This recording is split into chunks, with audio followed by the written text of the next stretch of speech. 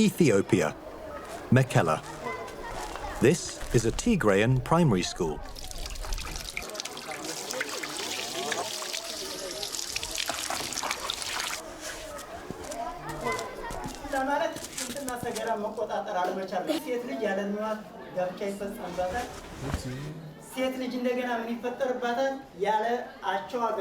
The children are attending the last class of the semester. After class, 12-year-old Amir will begin his holiday.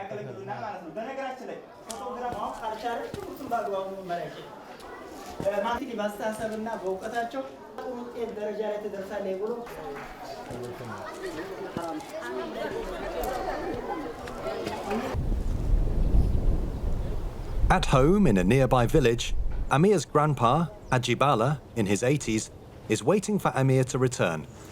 At 40, Ajibala went on a pilgrimage to Mecca. Upon his return, he dyed his beard orange according to the local custom and became a respected elder in the village. Amir never expected that an unusual journey would await him this holiday.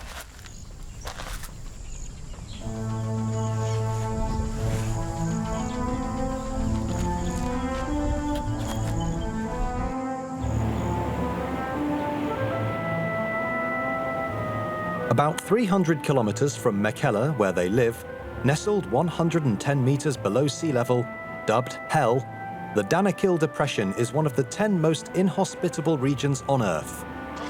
It stands as Earth's most scorching location in terms of average temperatures. However, because of an active volcano, this place abounds with salt. It is said that, since ancient Greece, year after year, the Tigray people living on the fertile Ethiopian plateau have been driving camels, enduring hardships, and journeying into this daunting furnace in search of precious salt.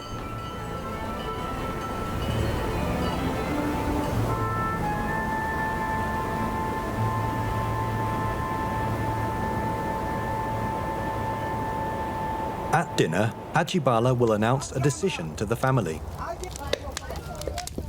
Genfo is a porridge made by adding wheat, barley, and corn flours to boiling water, and is consumed with berbere. It is a traditional Ethiopian food. With coffee, it serves as a hearty meal. As a child, Ajibala learned from his elder generations how to acquire salt in the scorching Danakil. ወደ 80 ወደ 60 ደረሰ ወደ ቤቱ ቁጭ ብለ ይነግራሉ አሁን ቤተሰቡ እንደዚህ ነው እነሱ ሐጂ ባላ ሀገር ባራህል የሚባል ቦታ ነው. He could just wait for retirement, but still hopes that someone can inherit the family tradition of salt transportation.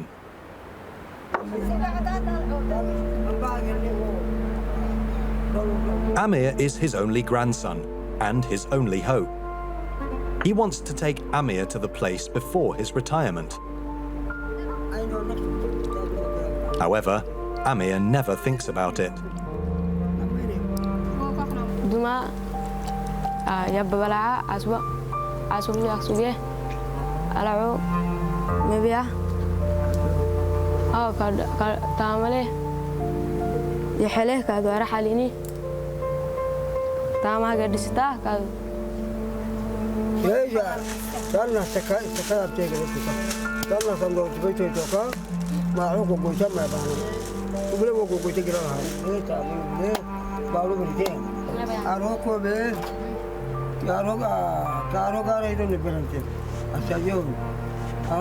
Although Amir has many dreams, he finally agrees to Grandpa's suggestion.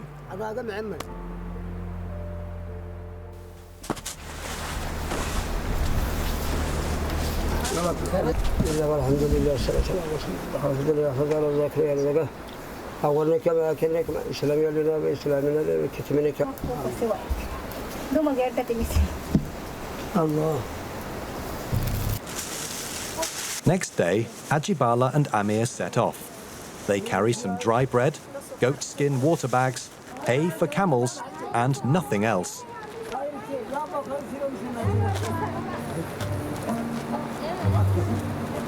Ajibala's family has a dozen camels.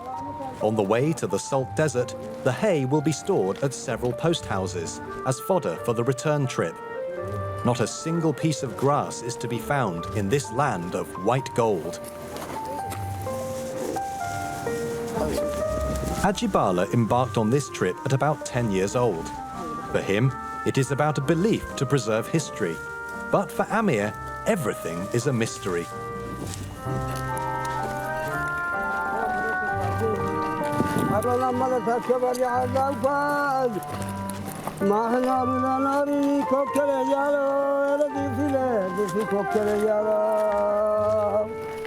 Under the treacherous natural conditions, Ajibala and Amir will trek for 7 whole days to acquire salt.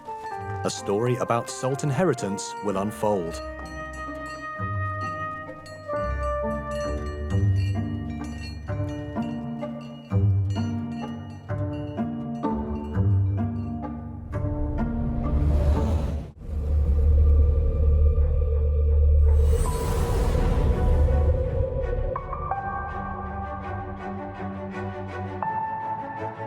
Unlike the unusual places in Ethiopia, today in most parts of the world, salt production is no longer primitive. Salt acquisition and refinement has become easy. Vacuum salt processing has been widely used since the early 1900s, expanding output to thousands of times that of hand-dried salt. In Shandong, China, there has been a glut of modern sea salt production. Many sea salt works and workers are facing unprecedented challenges.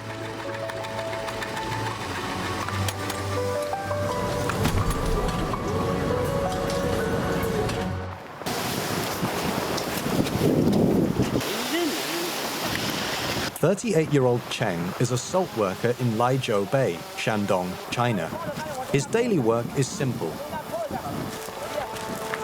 Covering the collected salt piles with protective plastic films to protect them from getting soaked by rain. His parents were salt workers all their lives. He knows that working at salt works is hard, monotonous, and low paid. But with affection for the salt industry, he inherited his parents' occupation. Shandong is blessed with brine mineral resources underground, boasting over 20 salt works of various scale. Although the salt from Cheng's salt works is of good quality and big crystallization, the industry has been battling salt glut. He sees that the salt works are not doing as well as before his father's retirement. It has to change. So does Cheng, almost 40 years old.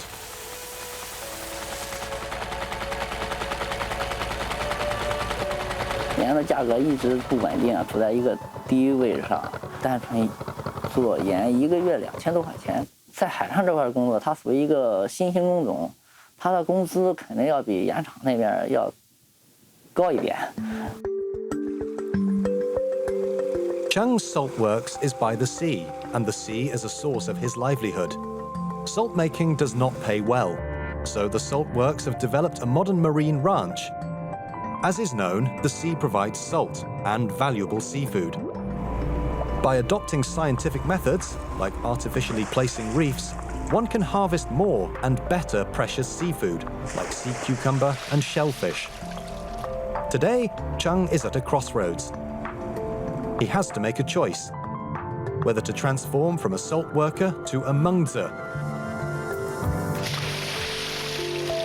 In Shandong dialect, mengzi refers to those who dive into the sea to harvest seafood. 好不是。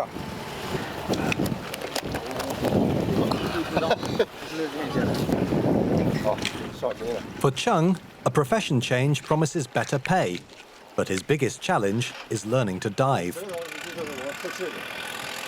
戴上镜以后，我下水平身子下。这不下到个2、3米是这耳朵不得劲了，就有压力了嘛。捂镜子，捂住了镜子以后，就叫鼻子醒，鼻子一醒，好，必须这个耳朵打开耳朵以后，再往下起。捂住了镜子以后， Despite having had professional training, Chung is still quite nervous. After all, today he is having his first go.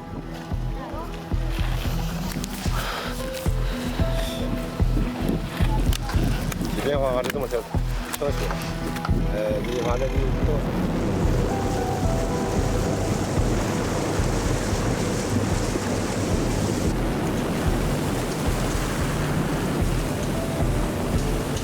The sea is rough today.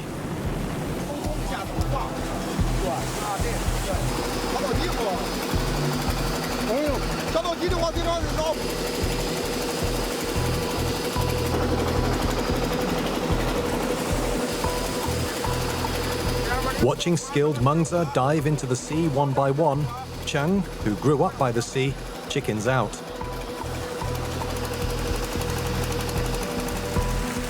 害怕，你对这个天生的这种对水这种，就是特别往下走的水这个恐惧心理还是没有克服。再一个呢，还有说就是打开耳膜这个环节呢，你掌握的还不够好。你如果打不开的话，它会造成你那个口鼻出血，就像当兵打仗的教射击一样。 3点瞄一线，谁都会说，但是说真正去怎么瞄的话，就是靠自己去体会这个事情。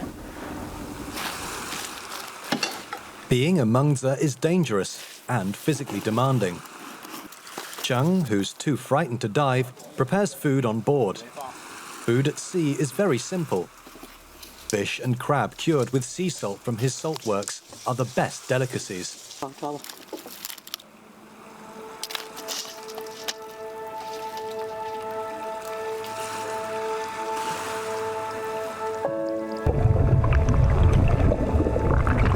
Watching his teachers reaping a bountiful harvest from the sea, Chung secretly resolves that he must seize the next opportunity. After all, if he wants to be a Mungza, he must have momentum. Facing the vast sea, Chung knows that life in the future will change completely. After he finishes his apprenticeship, he may have to work 7 or 8 hours a day at sea. But hard work may bring a better life. In Chung's mind, change can be good. On Earth, some need to battle a salt surplus, while some earn a living from arduous salt making.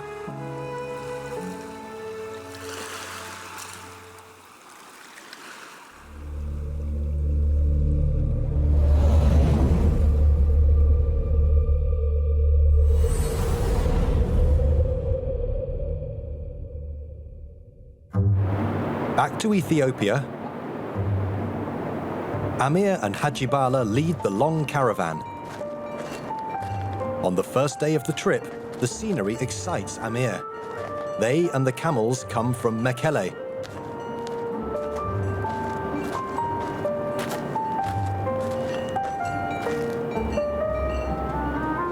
They will trudge for 7 whole days, 20 hours a day. Heading for the salt desert in Danakil, located 300 kilometers away.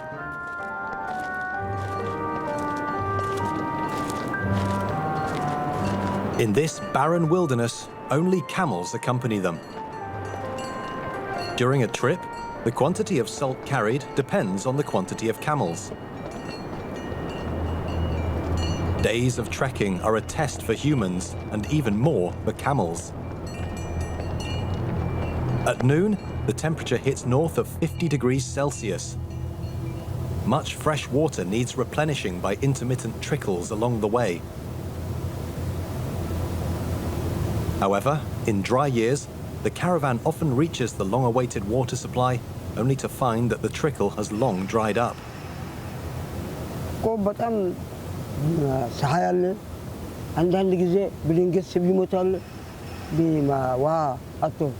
የመተሰብ እያዩ እየከበረ እየመጣ አንዳንድ ጊዜ እንደዚህ አጋጣሚ እያዩ በጣም የአሮ መንገድ People who risk their lives traveling to hell to collect white gold are extraordinary. Only they know the most hostile conditions on the journey of salt transportation. Compared to the Afar people, camels are vital to the Tigray people. A profit margin of nearly 1,000% spurs them to keep going.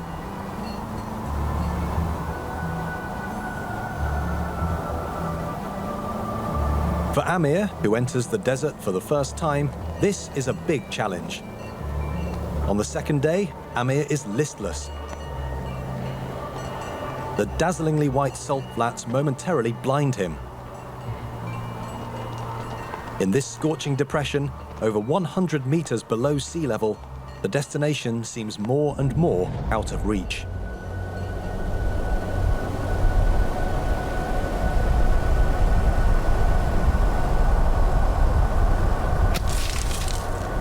Hundreds of kilometers away, in the Danakil salt mines, the Afar people, the owner and miner, are prying open fractures on the ground, waiting for the Tigray people to come.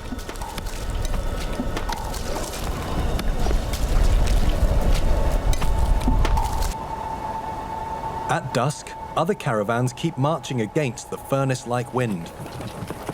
Hajibala finds a sheltered valley for Amir to rest for the night. They still need to trek for a whole day. Amir is not in good shape. He may not make it to the mysterious land.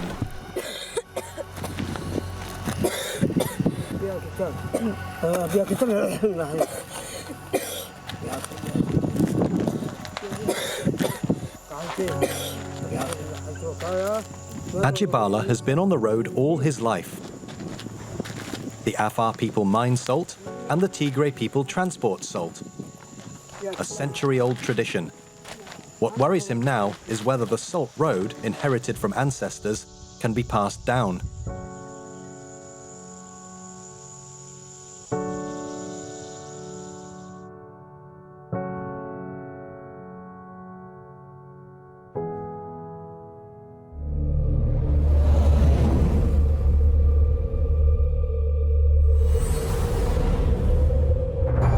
This is a dialogue between modern civilization and ancient tradition. Located deep in the Yunlong mountain, Nuodung village dates back to over 700 years ago, also called Bagua village because of its unique terrain. It was an economic hub in western Yunnan. At the foot of the mountain lies an ancient salt well. Thanks to it, the village prospered for hundreds of years. Today, the tradition of salt is preserved in another way. On July 26th of the lunar calendar, it is the busiest day of the year for Huang Qi Chang. He will host a sacrifice to the saltwater dragon.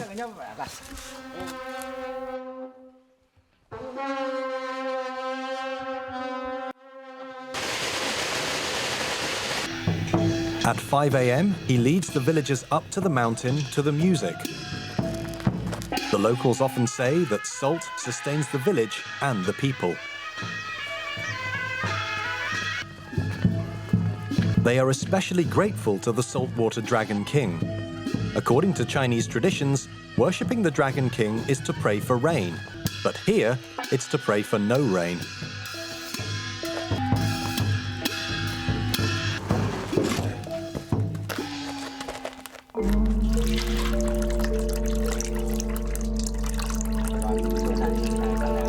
The villagers reach the mountain top, take a pot of brine, ceremoniously carry the pot down the mountain, and pour it into the salt well. They pray to the Dragon King for no rain throughout the year, so the brine they live on will not be diluted.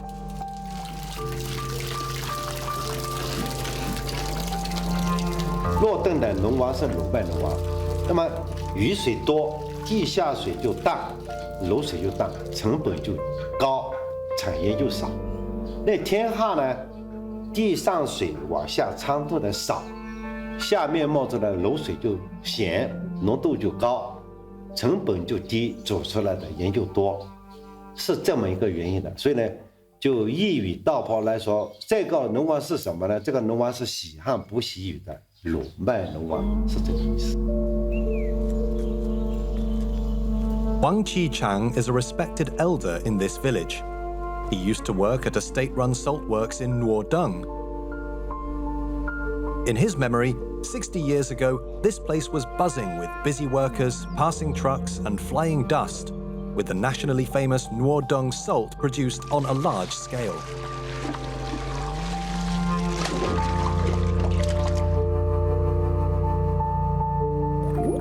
However, in the 1990s, the market economy eliminated the state-run salt works, leaving only the towering chimneys, but without smoke billowing as in the past.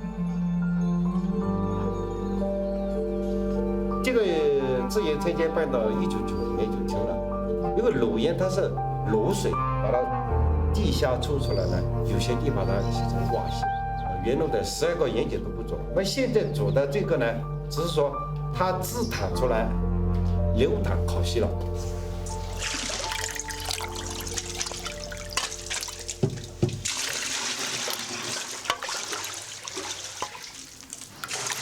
Villagers in Nuodong village spend half an hour every day fetching the naturally flowing brine from the well at the foot of the mountain, a tradition since the Ming dynasty.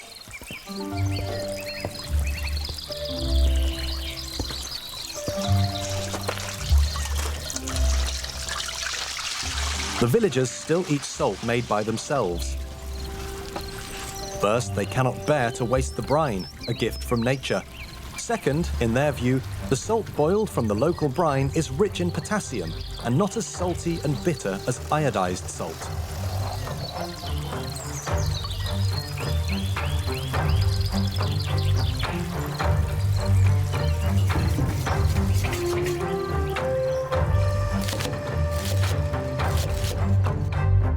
Stir-fried Nuodong ham is a famous local delicacy.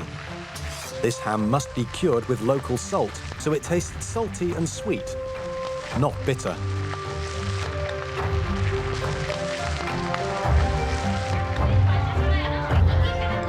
In the end, the villagers gather to enjoy a big meal.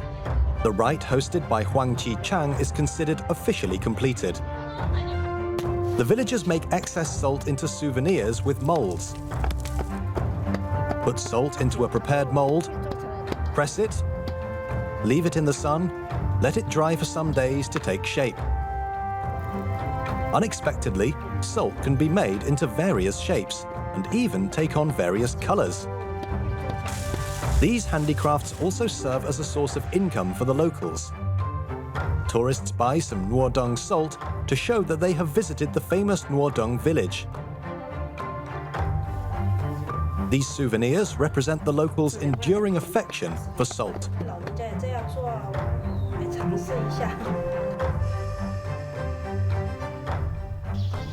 At dusk, Huang Qi-chang strolls to the abandoned salt works. These chimneys stir a feeling in him.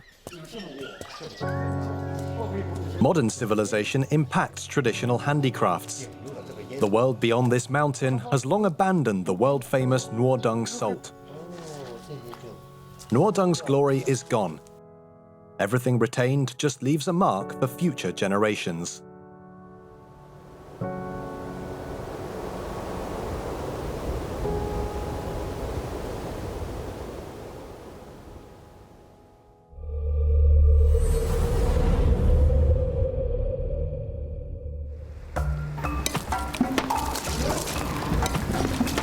In various places on Earth, salt production differs. At Danakil salt mines in Ethiopia, the temperature reaches 50 degrees Celsius. Hundreds of Afar people are striving hard to mine salt. In the most primitive way, and with the simplest tools, they are prying the salt from the surface. To sell it at a good price, they have long learned to trim the salt chunks into smooth and neat blocks.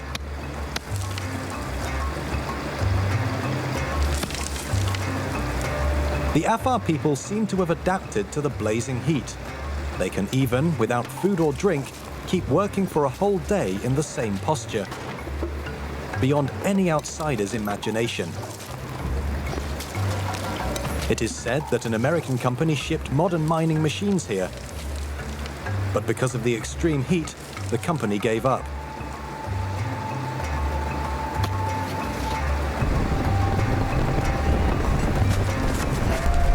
On the third morning, caravans from the plateau arrive at the salt works one after another. They are looking for their trading partners.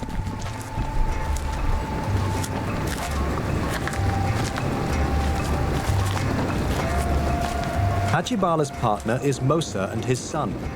They have prepared stacks of neatly cut salt blocks, waiting for the buyer. They have been working together for years. In this primitive trade, individuals from the two tribes naturally form a relatively stable partnership. This is a tacit mutual understanding developed over centuries. But this time, Haji Bala, the old friend, does not come on time.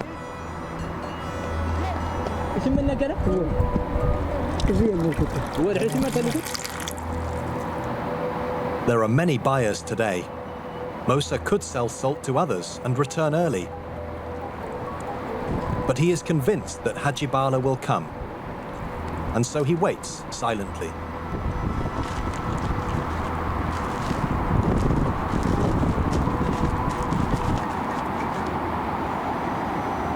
After a night's rest in the valley, Amir has barely recovered. And it seems to be hotter today. Haji Bala and Amir set out. Haji Bala knows that in this place, dubbed Hell, life can be fragile. Keep going ahead, and hardships may lie ahead.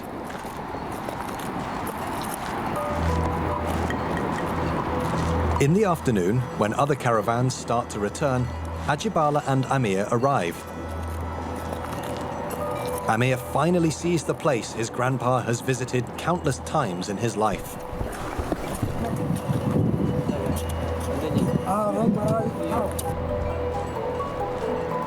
Kadu biya kalu tene ibak biya ta kene ka bar grana ibak biya ta ka guru bui unki biya ta na ibak ya digil mari deni ya ibak biya ta na kulli ke biya ta na taabile ka arho grana me mai burito grana me wa hay mal buzu mer buzu hedalu so beguru yamal beju ama betam uradalla. Amir is a little disappointed. Haji Bala buys 200 salt blocks from Mosa at 11 cents each.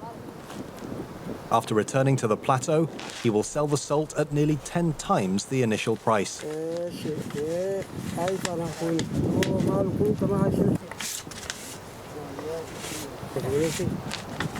Interestingly, both tribes speak their own languages. But they can strike a deal quickly. They have forged a bond after years of cooperation. Salt serves as a link between the two.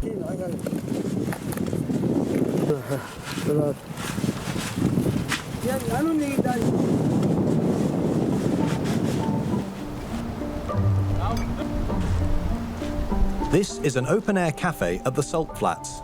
After their transaction, old friends always like to take a seat and grab some coffee.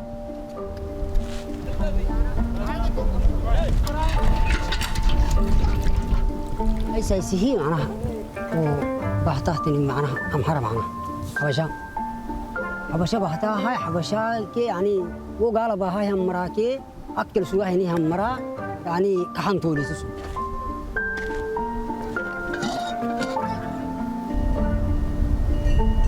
Despite the long and arduous salt road, Haji is happy to journey homeward. Through the toil over the past few days, they can sustain the family for 2 whole months. Also, Amir the grandson participates.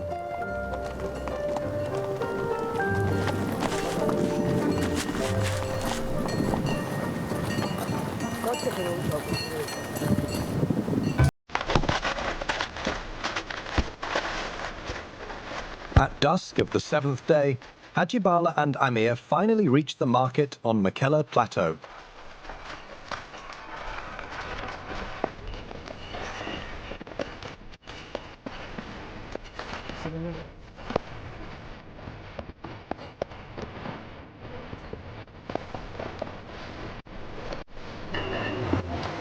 This is just a transit point in the salt market trade. The Tigray people unload the salt here. The salt blocks Hajibala brings back are cut flat, uniform in size. He sells them to middlemen for nearly $1 apiece.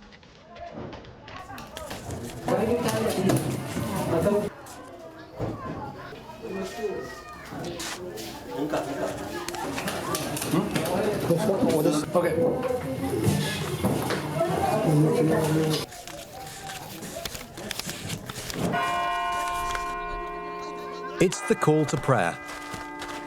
Aji realizes that Amir is not by his side. Amir has been on the field, mingling with his peers.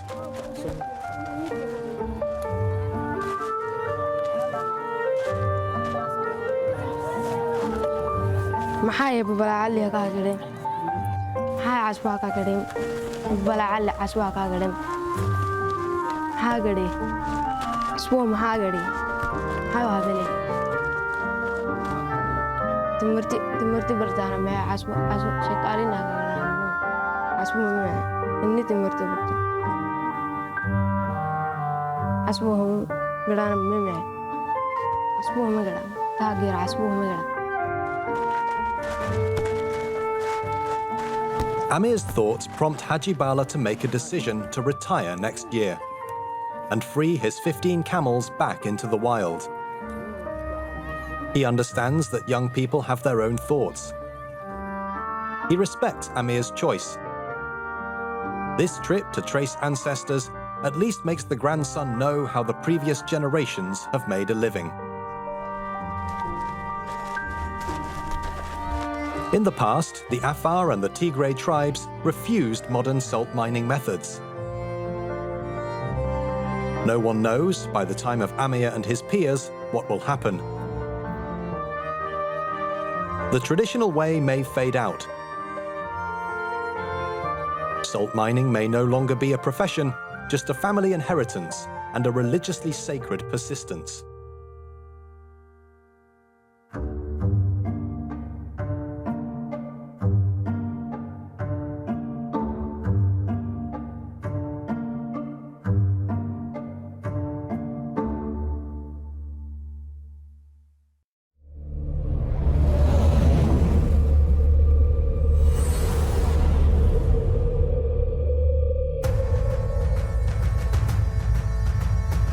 Today, in most parts of the world, salt is more readily available.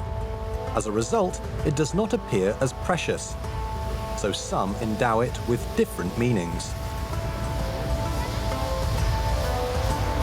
At Hoxton Street Monster Supplies in London, England, salt products here are extraordinarily exotic. So it's, making a... Anne visits almost every month. Negative emotions, I guess. Boredom, anger, sorrow. I think I should get one for Anne. Get her bored. No, she would like this. Salt made from tears of laughter. That's a good gift. I love that. She chooses a bottle of salt called Envy. She is not in a good mood today and will make some dishes with this special salt. Put them on the side. I've just closed the shop. Thank you. Thanks. Want to wait outside with them? Yeah. I'm getting this. Thank you for doing that. Sure. There is 40. Thank you. Yes, but I better get Cosmo one. Yes, we have a witch who comes in quite regularly. Her name is Annie, and she's always buying Envy. She buys so much Envy that she sometimes we run out of stock because she's so ugly and green and full of boils, and she's jealous all the time of other people who've got good looks, pretty. So she just tops up on Envy all the time. But sometimes when we don't have it in stock, she can also be quite angry. The owner says that salt here is made from human tears and boiled over a low fire. So it is called tear salt. Tears of anger, sorrow, happiness, and envy. Thank Thanks so much. Bye. Good luck. You're welcome.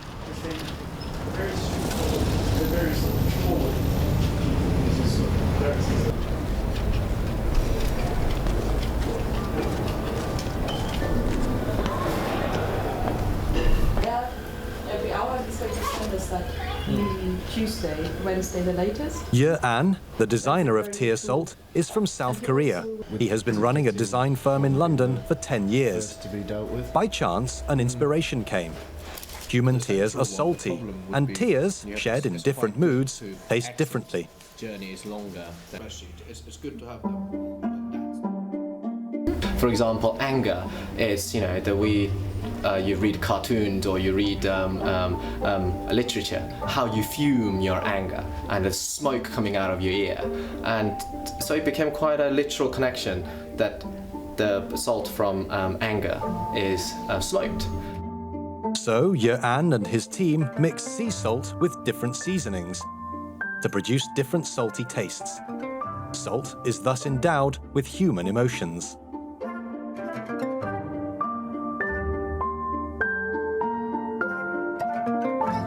People pay a hefty £10 for a bottle to buy edible salt and a specific mood. I think the brilliant thing about this shop is everyone will take different pieces of it and take it into their own world. In terms of what kind of emotions, there are certain types of, I still sometimes go to Korean supermarket and buy Korean salt because that has a certain taste association. Just the cabbage, kimchi doesn't taste the same. It's, I don't know.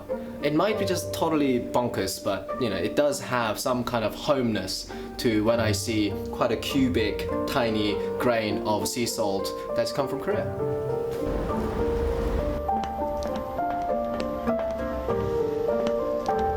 Tiny stuff like that.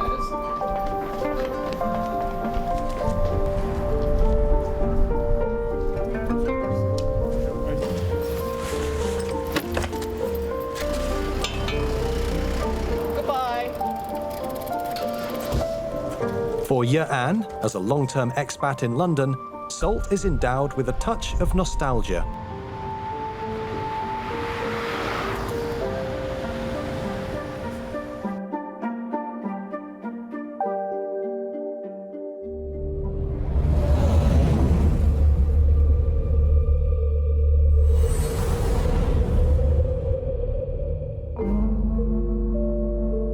Today, salt has long transcended the most basic life-sustaining function. It is fun and even endowed with unusual cultural sentiments. Salt can cure food to preserve it for a long time. Salt can also cure time, preserving emotions.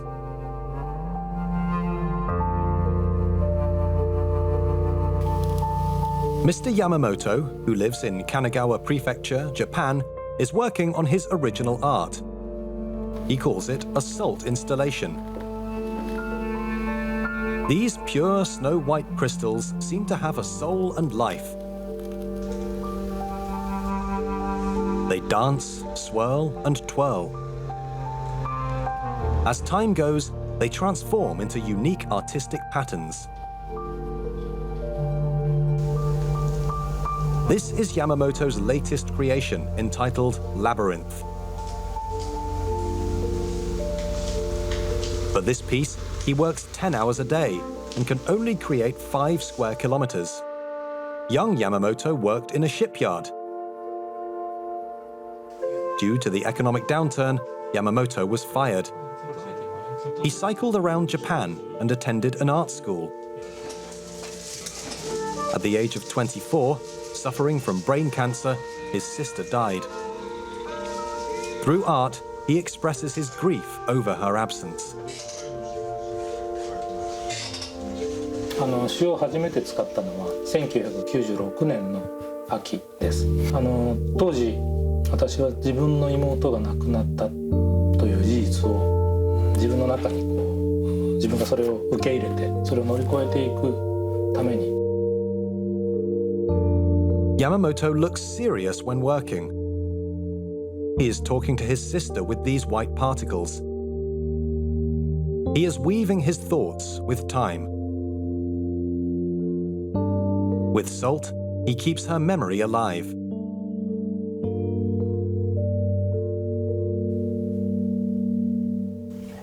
私の大切な妹との思い出に出会いたいという気持ちを込めながら塩で線を描いていくという作品です。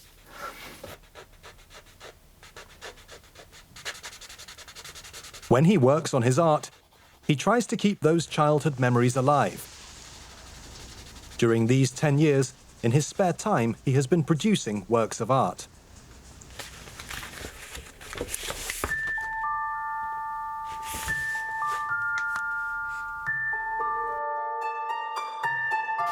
まず2つのシリーズの作品に共通していることは、迷宮という形もそれから渦巻き状の形も両方とも生と死、もしくはその再生のシンボルとして用いられてきたものだということです。Yamamoto's works have been exhibited around the world numerous times. Usually, he works around the clock for over half a month to create a single piece.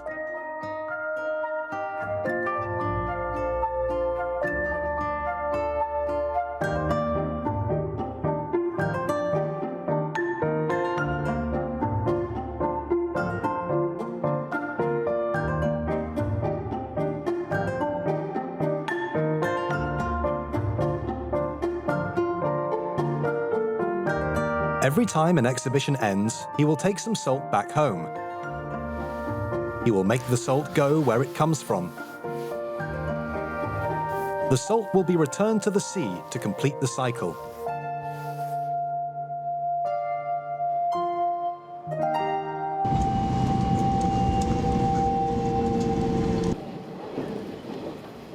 This time, Yamamoto brought along his 3-year-old daughter.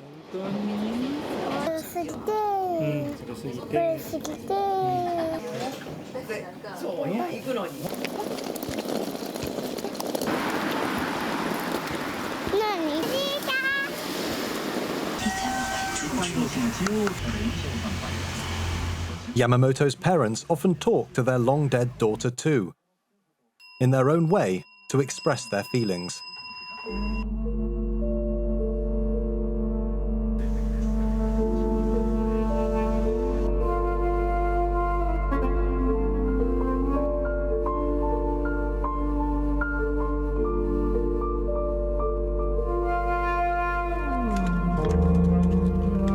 Granddaughter's visit always cheers the elderly.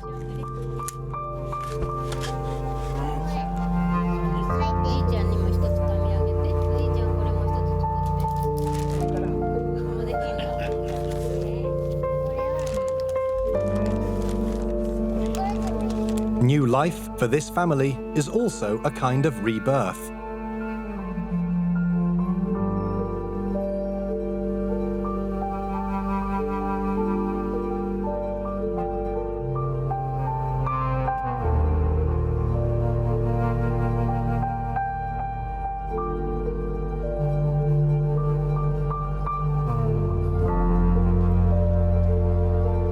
There are many ways to convey one's feelings. Yamamoto chose salt. Salt is holy in Japan. People sprinkle white salt on the dead's quilt during a funeral to symbolize purification. .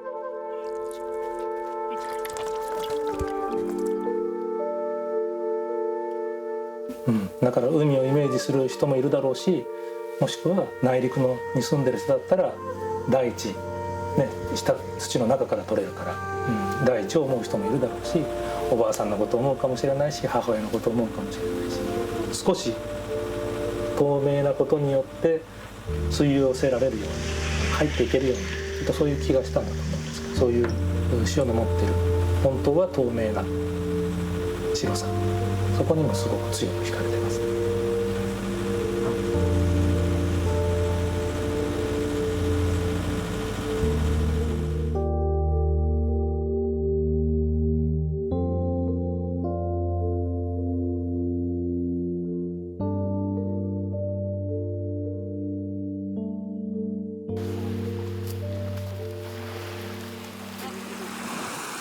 せーの、よし。1、2の3。よし。もう一回やるか。よし。もう一回やろう。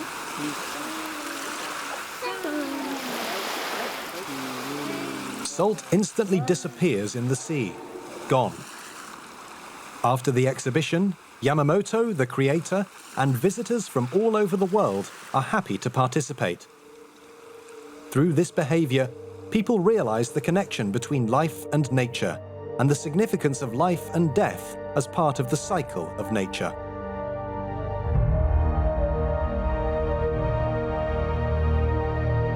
それはあくまで僕たちの動機だけなんですよね。自分がたくさんの塩どうしようかなとか、海からもともと来たものだから海に返したいなとか。いや、それいいと思いますよ。やっぱりこう循環ね。ものはみんなそれあるからね。Salt goes hand in hand with human existence. No other minerals on Earth have such a close relationship with life. Endless salt supplies make people easily forget that salt was once a precious commodity. It spawned the earliest civilizations, brought great wealth, and demonstrated human disappointment and hope. Greed and generosity. Humans are like salt grains. They come in a wide variety and return to the same place. These seemingly humble white crystals create extraordinary stories. The taste of salt is the taste of life. This is the salt for life.